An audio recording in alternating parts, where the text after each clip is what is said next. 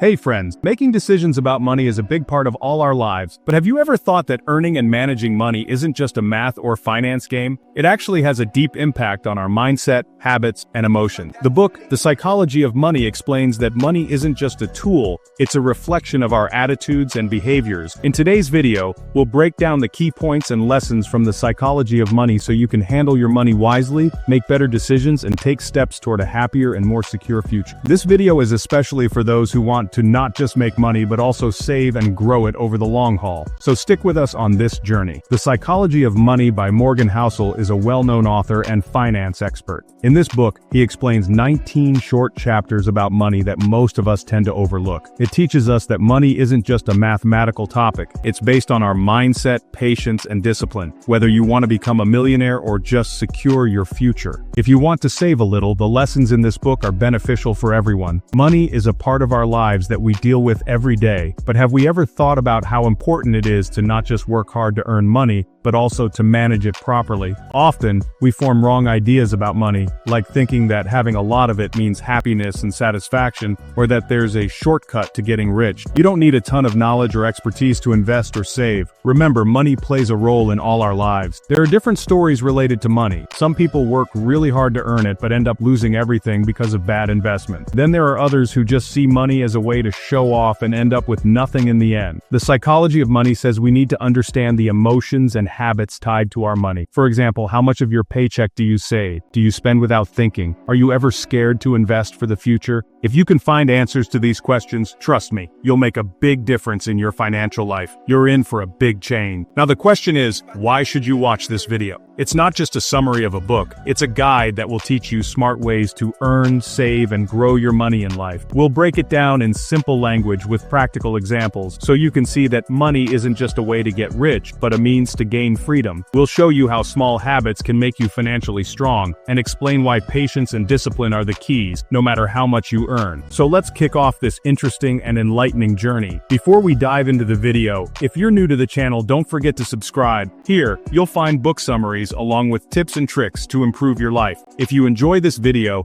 make sure to like it and share it with your friends. Now, let's get started with The Greatest Show on Earth. The Greatest Show on Earth by author Morgan Housel. When he was in college, he worked at a valet job to make some money, and the place he worked at was a fancy, expensive hotel in Los Angeles. One time there, a guest came by who used to visit that hotel often. This guy was a tech executive and super sharp. By just 20, he had already designed a component for a Wi-Fi router and got it patented. This young millionaire started several tech companies and sold them later. He was pretty successful. But when it came to money, he was a bit unlucky. Wherever he went, he carried a stack of cash and loved to show it off to anyone he talked to. He would drink and brag a lot. One day, that guy parked his car. He called the guard over, handed him some cash, and ordered him to go to the nearby shop. The shopkeeper gave him several gold coins in exchange for the cash. So, what did that young technician do with those gold coins? He tossed them into the ocean. He even called his friends over, and they all started throwing those coins into the sea like kids tossing stones into a pond. A few days later, that young millionaire accidentally bumped into a hotel lamp. The manager told him it was worth $500, and he made a huge scene about it. He pulled out some cash from his pocket, threw it in the manager's face, and said, "Here's $500. Now don't ever show your face to me again." You might be wondering if this story is true, and yeah, it totally is. In this book, you'll read more stories like this. But by the end of this one, the young millionaire goes broke. He blew all the money he made in just a few years. He lost every penny,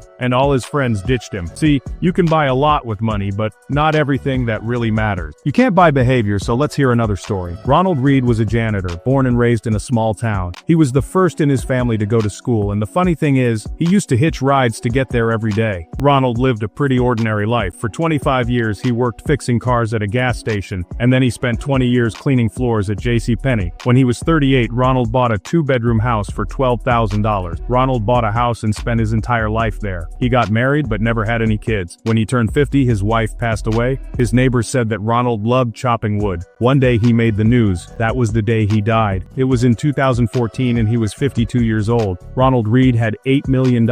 He left $2 million for his 2 stepchildren and donated $6 million to a local hospital and library. If you search for Ronald Read on Wikipedia, you'll find out more about him. He was a security guard bodyguard, a gas station attendant, an investor, a philanthropist, and a millionaire. But there's no trick to it. Ronald didn't win any lottery, nor did he come from a wealthy family. He had been saving money for years and investing it in blue-chip stocks. That's all there was to it. He saved every penny, even avoiding taking out interest. He compounded his savings over the years, and by the time he passed away, he had accumulated $8 million. Do you know about the concept of compounding? Before that, you should hear another story. Let's take a look at a guy who was totally different from Ronald Read. Richard Fuse was an executive at Merrill Lynch. He got his MBA from Harvard and retired at 40. He was even on a business magazine's 40 under 40 list of most successful people. Richard had an 18,000 square foot mansion in Connecticut, complete with 2 swimming pools, 2 elevators, 7 garages, and 11 bathrooms. Just the maintenance for that mansion cost him $900 a month, and he had taken on quite a bit of debt to keep it up. Then fate took a turn for him. In 2008, the financial crisis hit, and Richard found himself on the streets overnight. That same year, he filed for bankruptcy. What did we learn from the stories of these 2 young millionaires, Ronald Read and Richard Fuse? Financial success isn't a science. It's a field where people like Ronald Read can make it big. A humble person with education and experience might not become a surgeon, architect, or engineer, but in finance, an ordinary guy like Ronald Read can achieve remarkable things. Financial success is more of a soft skill. Skills are something anyone can learn. It's a unique field where how you handle things matters more than just your knowledge. The finance industry is all about understanding the psychology of money. No matter where you come from, money can really change your mindset. You just need to stay alert and pay attention. Anyone can get rich, but not everyone can handle it. John C. Bogle, the founder of Vanguard, once shared a story about a party at a billionaire's house. In one corner, Kurt Vonnegut and Joseph were chatting about their host's income. There was this hedge fund manager who commented that the guy's earnings for just one day were more than Joseph's entire yearly sales from his Nobel Prize. Joseph had an amazing comeback. He said he had something that hedge fund managers would never have, and that's enough.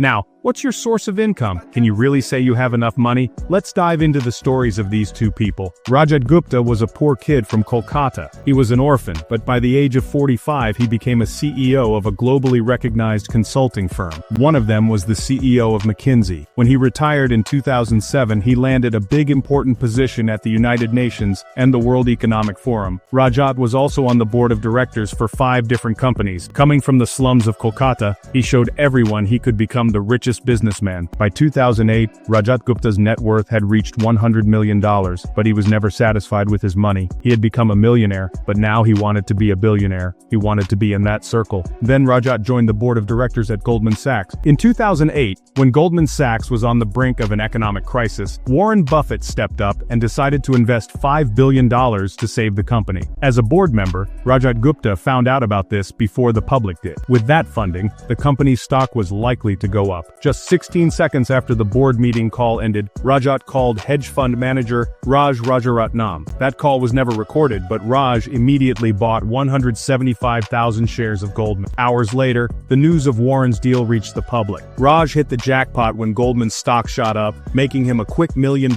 in just a few hours. Crostal reported that Rajat raked in a total profit of $17 million, which is seen as a classic case of insider trading. Rajat Gupta lost all his wealth and ended up in jail. Not to mention he also tarnished his reputation. He already had $100 million, so why did he need another billion? He had wealth, fame, power, and freedom, but in the end, greed made him lose it all. There's no point in this. From this story, we can learn 3 things. Lesson 1. The hardest financial skill is to hold yourself back from accumulating more wealth. The more power, fame, and money you get, the more you want. When you feel like you're not progressing, it seems like you're going backward, and then to move forward, you take bigger and bigger risks. Modern capitalism is great at 2 things. You accumulate wealth, but you also get greedier. People forget their limits and don't know when to stop. Lesson number 2. Social comparison, meaning comparing yourself to others. There's a problem when you think about it. Let's say a football player makes $5,000 a year. He's got plenty of cash already, but if we compare him to Mike Trout, who has a 12-year contract worth $430 million,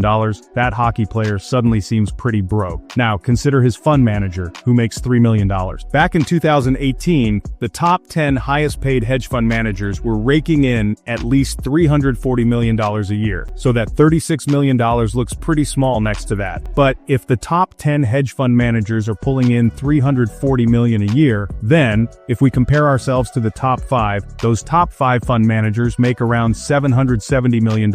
And if the top 5 compare themselves to Warren Buffett, who was $3.5 billion richer than them in 2018, it's a whole different ballgame. If Warren Buffett wanted to reach Jeff Bezos' level, whose net worth was $24 billion in 2018, you can see that the social comparison game is set really high. No one can touch it. If you get into the mindset of wanting to be as rich as your friends, you'll never win because there's no limit to winning or making money. There's no end point. No, wherever you feel enough, just be satisfied. The only way to win is to not fight it. Accept that you have enough, even if the people around you are going crazy, wanting more. A dealer in Las Vegas once said that the only way to win in a casino is to walk out as soon as you step in. Imagine you're at a high-profile party with your friends, and you're all discussing who's the richest, who has the biggest house, who's the most famous, and who people like the most. But you'll see that there's no real winner. The one who truly wins is the one who is satisfied with themselves. In a small house, a loving family is living a happy life filled with laughter. Lesson number 3. Some things are more important than money, fame, and power, no matter how much of those you have. Rajat Gupta mentioned this in his interview with the New York Times after getting out of jail. When asked what he learned from the experience, he said not to get too attached to anything, whether it's your reputation or your achievements. Those things don't really matter. This incident completely ruined my reputation, but I've learned now that I shouldn't get too attached. Rajat Gupta was just trying to save himself. He was just justifying his actions, convincing himself that his reputation didn't matter anymore. But that's not true. Reputation is priceless, freedom is priceless, and so are family and friends. Loving people and getting their love in return is also invaluable. Happiness is priceless too,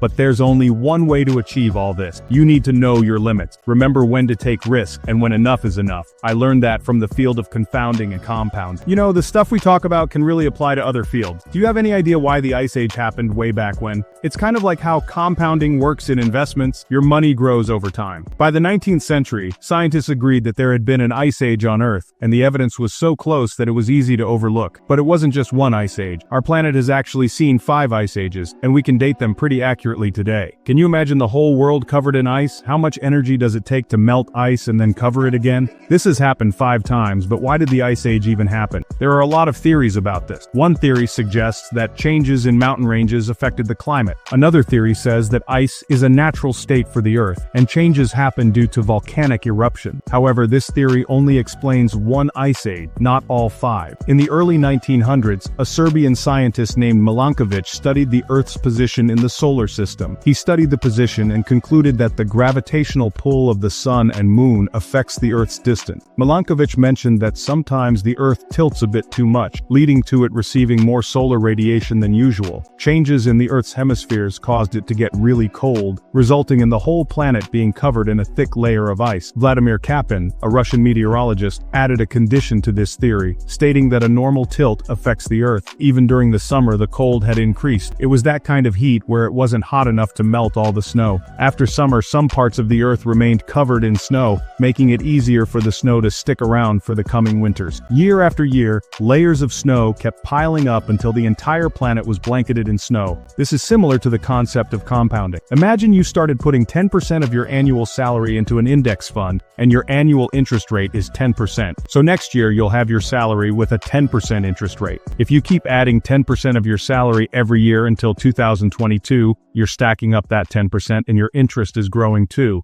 If you don't touch that money for the next 10 years, you could become a millionaire. Just like how the Ice Age formed slowly with ice building up, that's what compounding interest is all about, gradually accumulating money. Did you know Warren Buffett has been investing since he was just 10 years old? He never took out his interest money. He let that money accumulate for many years, and when he turned 89, he had $84.5 billion. That was the result of his discipline and 8 decades of compounding. If you do the math, Warren Buffett made that $84.5 billion after his 50th birthday. It's all about the power of compounding. Think about this equation. 8 plus 8 plus 8 plus 8 plus 8 plus 8 plus 8 plus 8 plus 8 equals 72. But if you multiply 8 by itself 9 times, you get 8,342,177,228. See how big the difference is? When he was in his 30s, he didn't just spend his money carelessly. He kept investing until he was in his 60s or 70s. For 25 years, he saved and invested, and he even wrote a bunch of books on wealth. Just to remind you, you, he has $84.5 billion.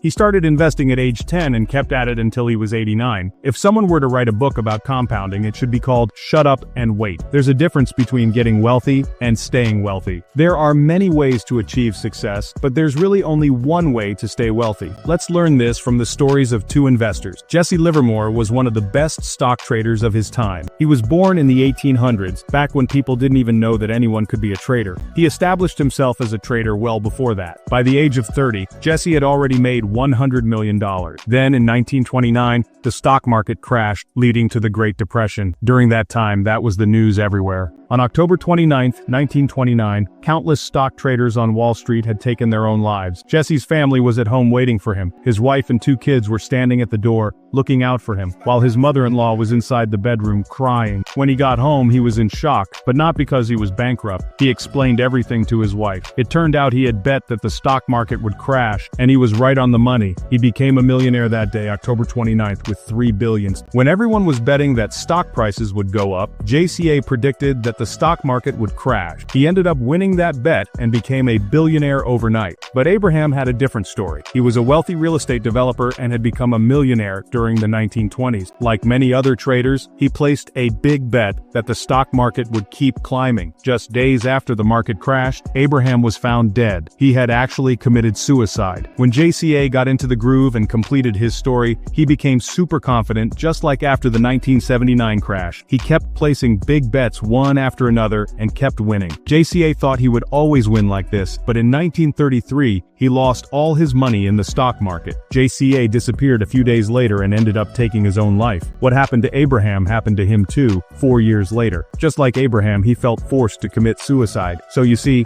both guys became rich, but they couldn't hold on to their wealth. Making money is one thing, but keeping it is another. To earn cash, you've got to get out there, take risks, and stay optimistic. But to hold on to that money, you need to be humble. Always remember, at any moment, all your wealth can be taken away, because that's just how life is. One minute you're on top, and the next, you're at rock bottom. To keep your money, you've got to learn to use it wisely. And it's also true that money is often made through hard work. Luck plays a big role in making money, so always remember that success isn't a permanent thing. In life, you'll face failures as well, and yesterday's success doesn't guarantee a bright tomorrow. Now let's go back to Warren Buffett and see how he's maintained his wealth for over 70 years. He invested his money for a decade and let it compound for even longer. By the time he was older, he had $14.5 billion. Warren knows his stuff when it comes to investing. He knows which companies are the best and which stocks are the cheapest, and he's familiar with the most effective managers. That's how he became wealthy. But Warren kept his wealth in check by not getting swayed by trends. He went through 14 recessions and never panicked into selling his stocks. He didn't risk his reputation and didn't limit himself to one strategy, opinion, or a fleeting trade. He never quit or retired, even after turning 65.